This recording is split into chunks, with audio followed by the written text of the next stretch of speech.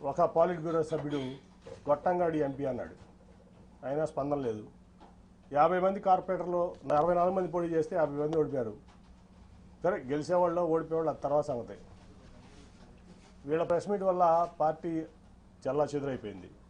ఆ నెక్స్ట్ 2 రోజుల తర్వాత వచ్చిన చంద్రబాబు నాయుడు ప్రచారానికి, నువ్వు రావద్దు నాతో పాటు ప్రచారానికి, నువ్వు వస్తే వాళ్ళిద్దరూ రానంటున్నారు నాతో పాటు అని. ఓకే సార్ మీరు వెళ్ళండి చెప్పి పంపించడం జరిగింది. ఒక సిట్టింగ్ ఎంపీ లేకుండా కార్పొరేషన్ ఎలక్షన్స్లో నా కూతురు నుంచోబెట్టి నా డబ్బులు ఖర్చు పెట్టుకుని నేను లేకుండా ప్రచారానికి వచ్చాడు ఆయన, ఒక పార్టీ అధ్యక్షుడు.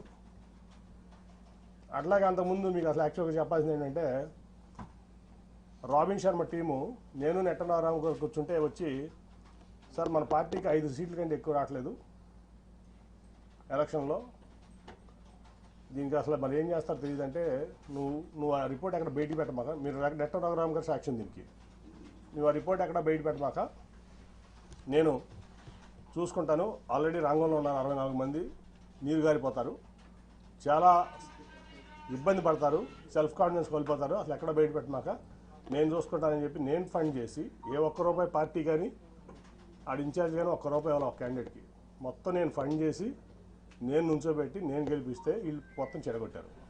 14 గెలిచాం ఫైనల్గా.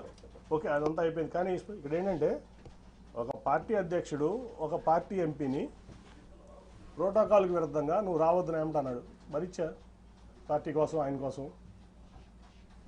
ఒక పార్టీలో ఉన్నటువంటి పాలిట్ బ్యూరో మెంబరు ఒక 5 పదవులు ఉన్నటువంటి వ్యక్తితో చెప్పు తీసుకొడిస్తానని భరించా.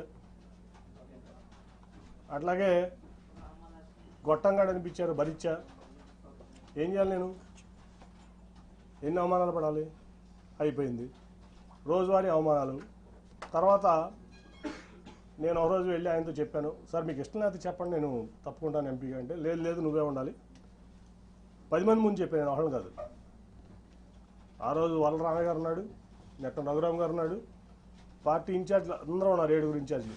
ఆ రోజే నేను ఆయన చెప్పా, సార్ ఎవరన్నా పెట్టుకోండి నేను తప్పుకుంటున్నాను అంటే, ఆయన చెప్పిన మాట ఏంటంటే, అందరి ముందు, నేను ఇది ఎసెన్స్ కాదు కాదు నువ్వే ఉండాలి, ఈ మాట బయటికి ఎక్కడ అనొద్దు, నువ్వు మీరు కూడా ఎక్కడ అనొద్దు ఎవరో అన్నారు. వాళ్ళందరినీ బయటికి పంపించి నన్ను ఆ నెక్స్ట్ డే నందిగామ జగపేట సభలు జరుగుతున్నాయి.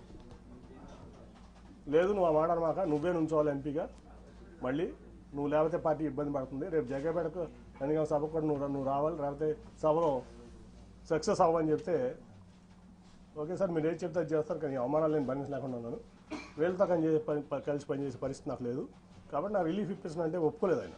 లేకపోతే ఆ రోజు రాజీనామా చేసేవాడిని, ఇవాళ దాకా ఆగేవాడిని కాదు. తర్వాత అయిపోయింది. సరే, ఎవరికో నా కుటుంబ సభ్యుడికి ఎంపీ సీట్ కావాలనుకున్నారు, ఇవ్వచ్చు, తప్పలేదు. ఇప్పుడు ఎంపీ సీట్లు కావాలంటే 6 ఎంపీ సీట్లు టీడీపీలో కమ్మ సీట్లు ఉన్నాయి.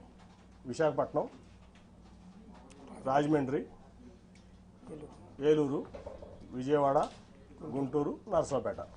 ఈ జనరల్గా తెలుగుదేశం పార్టీలో ఎప్పుడు కమ్మాసే పోటీ చేస్తారు. సరే, అక్కడంటే భరత్ నాడు కుటుంబ సభ్యుడు వైజాగ్లో ఓకే. మురళీమోహన్ గారు ఖాళీ చేసినటువంటి రాజమండ్రి సీట్ ఉంది.